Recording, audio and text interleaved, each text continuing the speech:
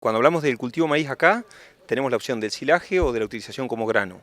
Cuando optamos por el silaje, la confección es fundamental. Dentro de esa confección tenemos que tener en cuenta 4 o 5 aspectos claves que son básicamente, bueno, tamaño de picado para lo que es vacuno de carne lo más fino posible, entre 12 a 15 milímetros, o sea, un centímetro, entre 1 y 1,5 centímetros, un buen craqueado del grano, o sea, quebrar el grano para poder utilizarlo mejor y aprovecharlo bien, lograr una buena compactación.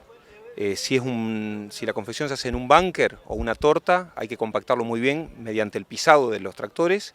Si se hace en bolsa, la compactación va a estar dada por el estiramiento que tenga la bolsa y por el hermetismo que tenga, o sea que hay que evitar que se rompa. Y básicamente el cuarto o quinto punto tiene que ver con los desperdicios, ¿no? Evitar desperdicios, una vez que logramos hacerlo, que el silaje no es barato, tratar de aprovecharlo al máximo. Los desperdicios se dan en parte por el proceso de fermentación del silo, que son inevitables porque son los azúcares que se consumen para que se fermente la masa y baje el pH, pero hay otros que son de manejo, todo lo que tiene que ver con extracción, cargas de mixer y distribución de los mixer. Entonces esos 3 puntos que son la extracción, la carga y la distribución de mixer, es fundamental minimizar las pérdidas porque ya que estamos con un alimento que es caro, una vez que lo logramos hacer bien tenemos que tratar de que la mayor cantidad llegue al comedero. ¿Cuáles son las ventajas que presenta el maíz en el sistema de engorde de corrales, por ejemplo? En sistema engorda corral, el ya maíz pasando a lo que es dietas de terminación fundamentalmente, hay mucha diferencia en cuanto a la respuesta animal con el tipo de maíz, con el genotipo de maíz. Es decir, un maíz de tipo dentado, que son los maíces más amarillos, más grandes, de tamaño más grande, de lo que llamamos un endosperma más harinoso, tienen mayor digestibilidad.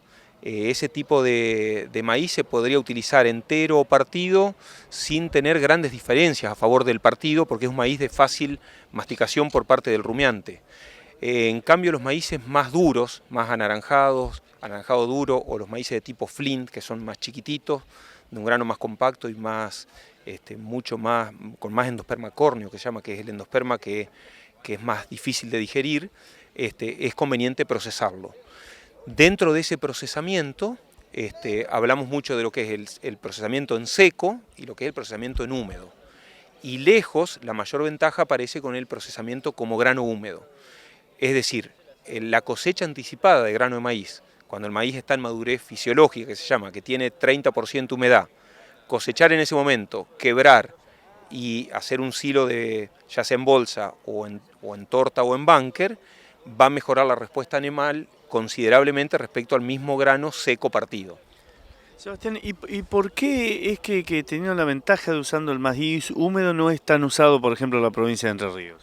Yo creo que en parte responde un poquito a desconocimiento, digamos. En general, no mucha gente sabe o se conoce a ciencia cierta de que la respuesta es mucho mayor. Todo el mundo piensa que hay una leve mejora, pero que es muy chiquita y realmente la mejora es muy notable. En los maíces anaranjados o de tipo flint, esa mejora es del 14%. Eso en términos de producción de carne es muchísima plata. Entonces recomendamos hacerlo, tomarse todo el esfuerzo para cosecharlo húmedo, se libera antes el lote, se genera una mayor respuesta animal, o sea, mayor producción de carne y se gana más plata, con lo cual no hay ningún sentido para no hacerlo. ¿Por qué no se hace? Creo que responde un poquitito a falta de conocimiento y no tanto a que la gente no se anime a hacerlo, porque es un método muy fácil de hacer, muy seguro, se conserva muy bien el grano.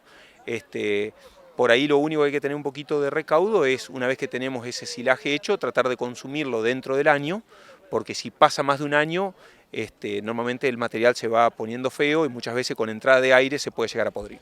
Sebastián, ¿qué pasa en aquellos planteos que hace el maíz con algún sistema de pastoreo también? En el caso de los planteos que usan base pastura, por ejemplo, para recriar o inclusive para terminar, es muy interesante cómo nos potencia el grano de maíz la suplementación en las pasturas de otoño fundamentalmente.